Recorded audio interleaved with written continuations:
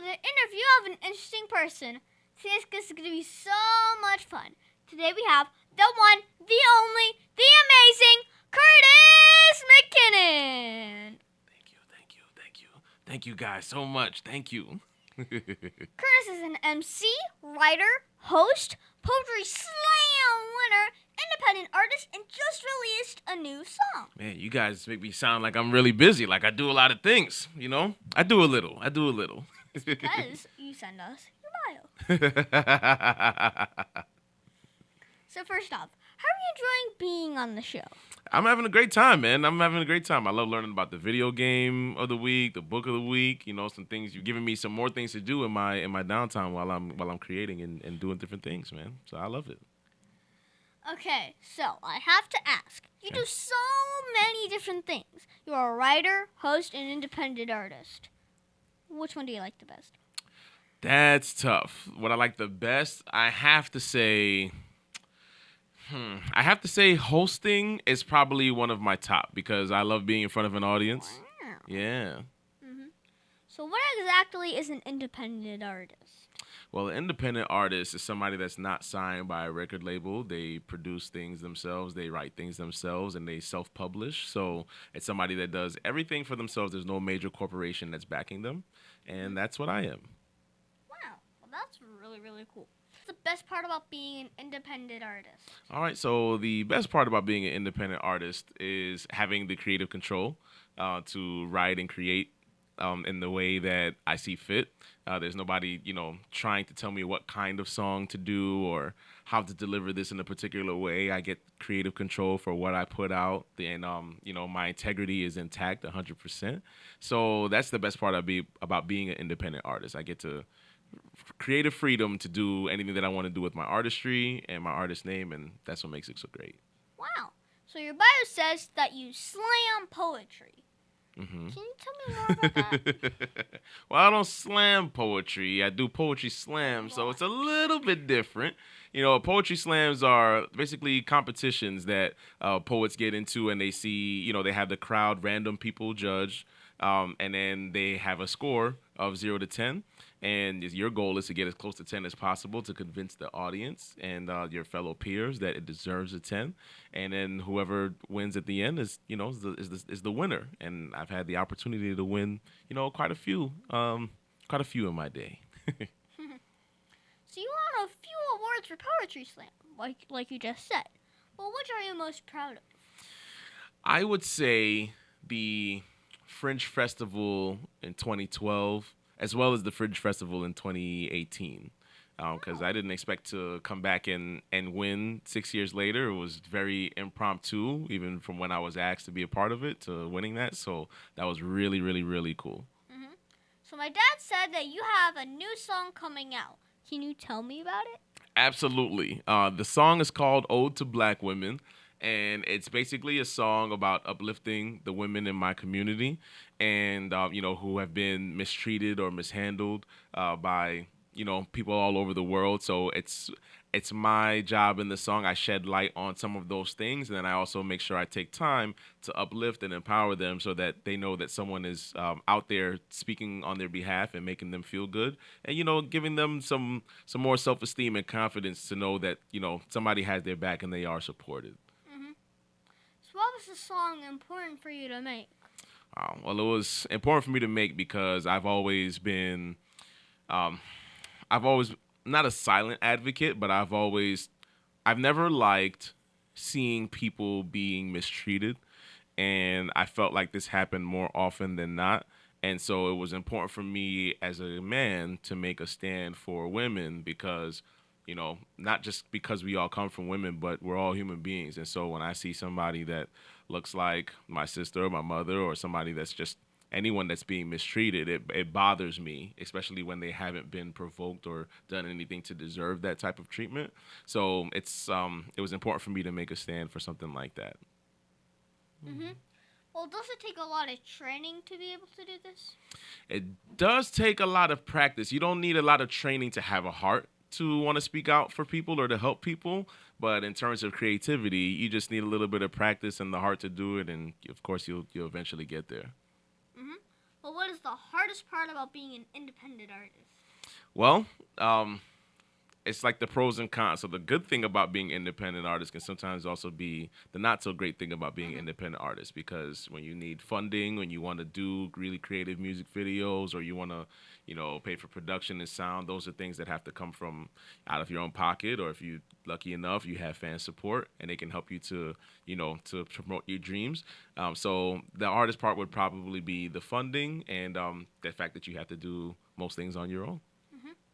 Well, what is the most rewarding part about your job? The most rewarding part is definitely having the fans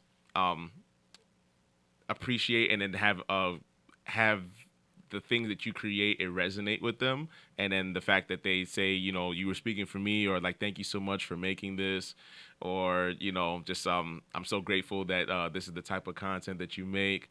And it's really rewarding because it's me being true to myself, and it's almost like they are, what's the word I'm looking for? It's almost like it's like they're a part of me. They're showing love to a part of me, of who I am. So it's not like a job. It's an extension of me. So that's got to be the most rewarding part. Okay.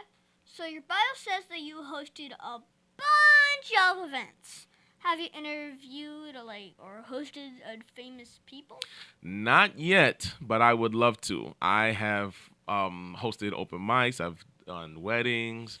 I've done a benefits awareness for multiple myeloma cancer and things like that. But I haven't interviewed anybody famous yet. Soon. Soon, just soon. Exactly like me, just soon. We're gonna do it soon. Just wait, just patience.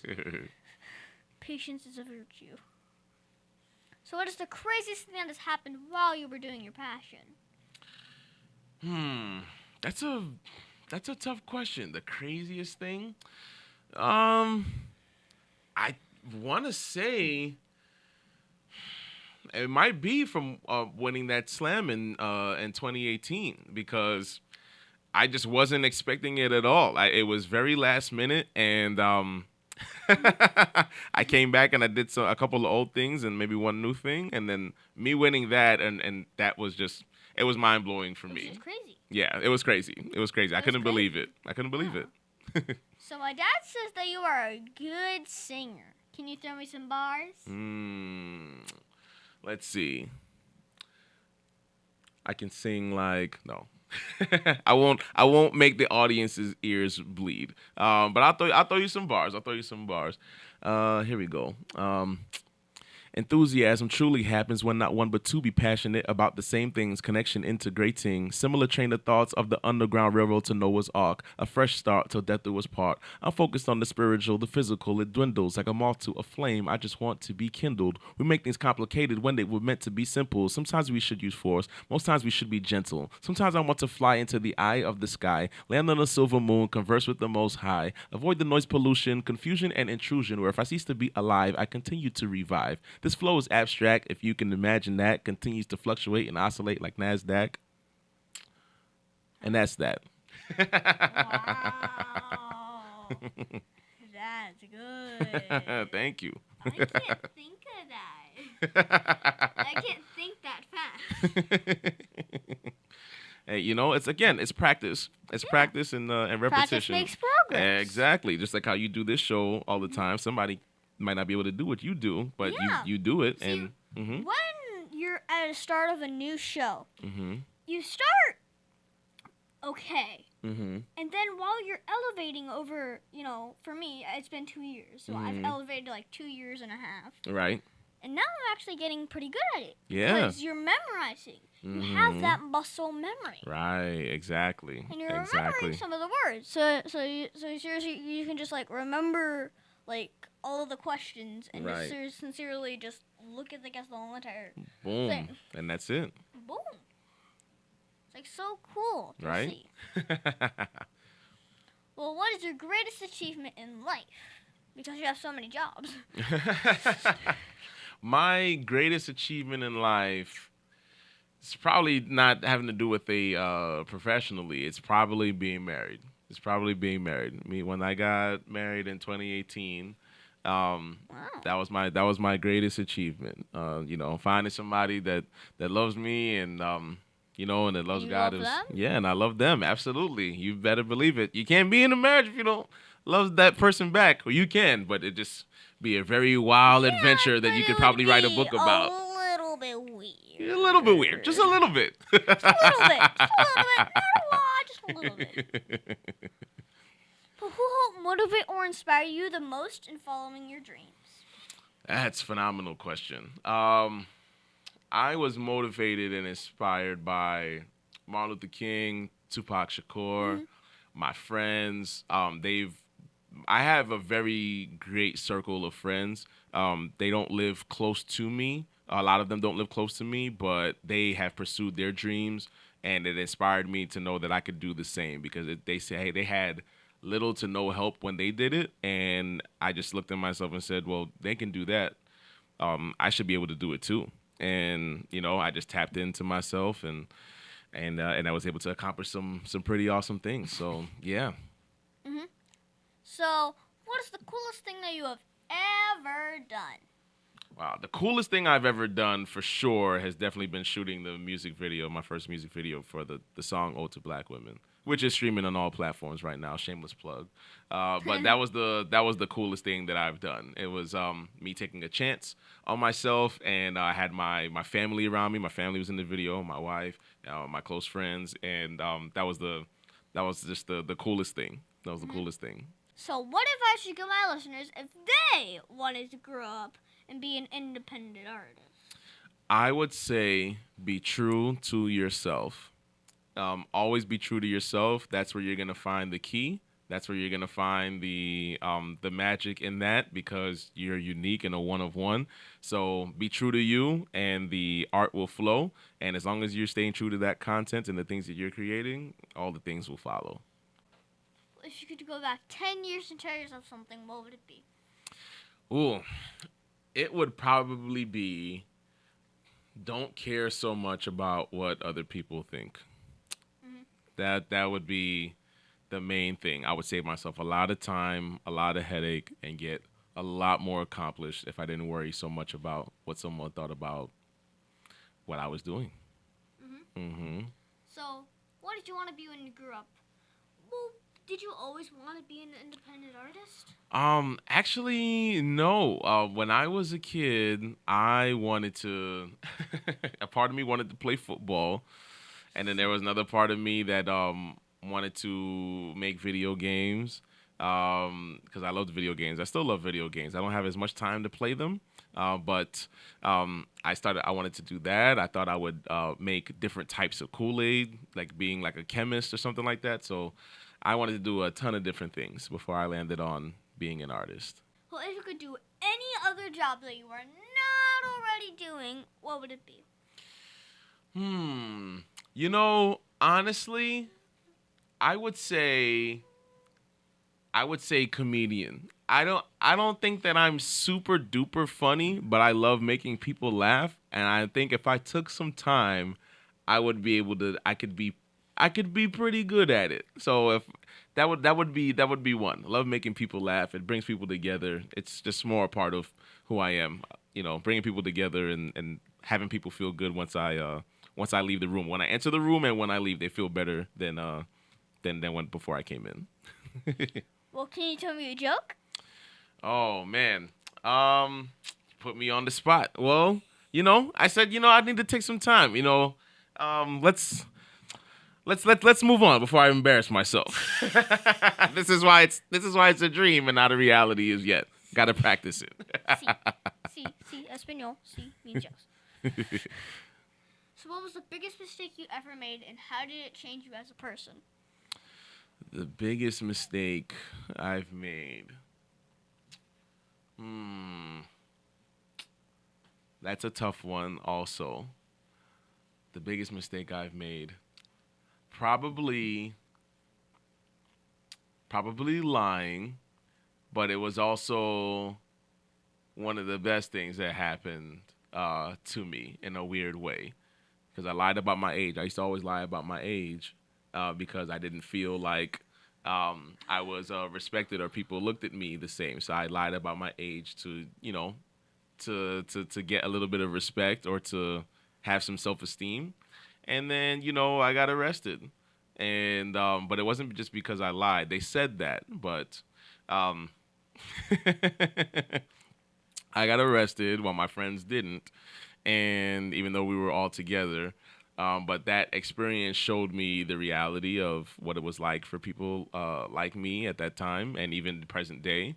And it fueled some of my passion to write, which is actually I wrote my first song shortly after that experience when I was 15. I lied and said I was 16. So just by 1 year, I didn't think I was doing anything completely horrible, but it turned into an experience that ended up actually shaping my life a little bit. So yeah.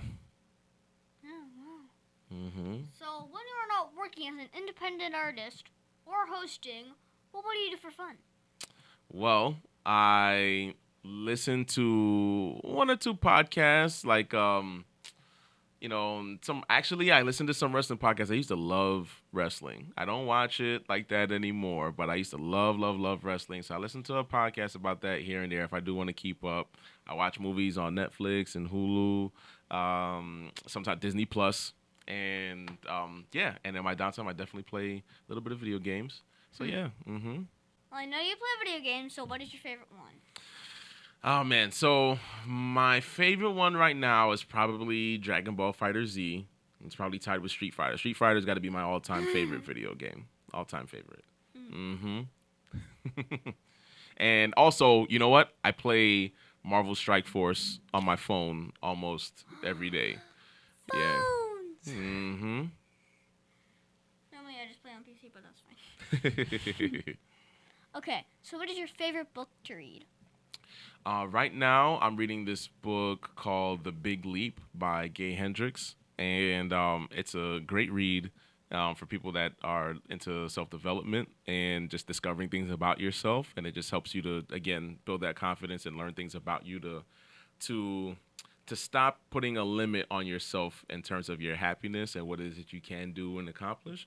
And it's a great read. So right now, it's my favorite book. Mm-hmm. Okay. Now, can you tell me that one story? Remember, this is a kid show. The one story, well, that you're not supposed to tell me about. Come on, you can tell me.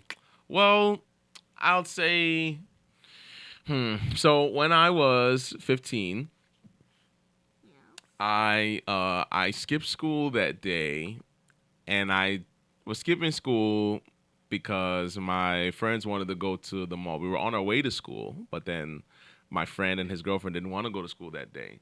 And at that day, I had like a little, I don't want to call it an ear infection, but it was hard for me to hear. People didn't believe me, but it was hard for me to hear. So once we started turning in the wrong direction, I wasn't a part of the conversation to find out that we weren't going anywhere, that we weren't going to school, I should say. So, yeah, so that's when we went to the mall, and I was with my friends, and I said, well, you know what? It's okay if we don't go to school. I'm always at school all the time. I don't do this all the time. And then, we were walking around the mall, and then we saw somebody. They stopped us, and then they asked, they said, hey, you guys supposed to be here? I said, well, I said that my school is on a field trip, and I couldn't get the permission slip signed or something like that. And then, that's why we were at the mall. And then they said, okay. And then later, so we think everything's fine. And then later on, as I'm leaving the mall, there's a guy that walks up behind us, and me and my friend, and he goes, I'm letting you know right now, if you run, you're going to be arrested. And that was like oh, shoot. And, we went up the escalator, and then we saw a bunch of other teenagers that were like us sitting down on the floor in front of a store. And there was an officer there, and it's like they were rounding up all the kids that were skipping school. And yeah, so that's a little bit more of the story that, I wasn't going to share, but here we are. Wow. So, major lesson, stay in school, regardless of the circumstances. If you see something funky going on, or, you always have a choice. Mine ended up working out a little bit, but at the time, it was not a fun experience. My brother had to pick me up. Then I had to tell my mom, and then my mom had to go down, and it was a mess Back at that and time. forth situation. So, yeah, it's just better for you to be honest up front at all times, and you'll save yourself a lot of trouble. A lot of trouble. Well, is there anything else you think my listeners should know about you? I love comic book shows and movies. Shows about geniuses. One of my favorite shows is Prison Break. I really love like anime too. Let's see. I don't know what shows your viewers would watch in terms of anime, but I do like JoJo's Bizarre Adventure. I like Death Note. I like Hunter x Hunter. Hunter x Hunter is one of my all-time favorite. And let's see. Dragon Ball Super, of course. Dragon Ball and Naruto. So I love anime. I'm still a kid at heart. And I like to say that way. It helps keep me, in the know. Well, do you have a website or Facebook for my listeners that want to follow you? Absolutely. On social media, you can follow me at Mr. McKinnon on Facebook, Instagram, TikTok, Twitter. On Instagram and Facebook, it's mr.mckinnon, McKinnon. And then on Twitter and TikTok, it's MISTER, McKinnon. So you can follow me on all social media platforms and on my YouTube. Of course, please follow me on YouTube so I can upload really cool content. You guys will be the first ones to see it. See, I want to have TikTok. But my father won't let me. Soon in due time. In due time. In due time. In due time. Mm-hmm. I think when I'm going to be like 12, I think my dad can look. Yeah, have it. Yeah, we'll see. Just 3 more years. Okay, so what is that one question that you think I forgot to ask you? I don't know. I think you did. I think you did pretty good. I don't know if there's another one. I think we covered all the bases. Well, thank you, Curtis, for being my special guest. Can you stick around for Math Corners? Sure, absolutely. I used to love math when I was a kid. Then I got not so good at it, but I'm ready to get right back at it.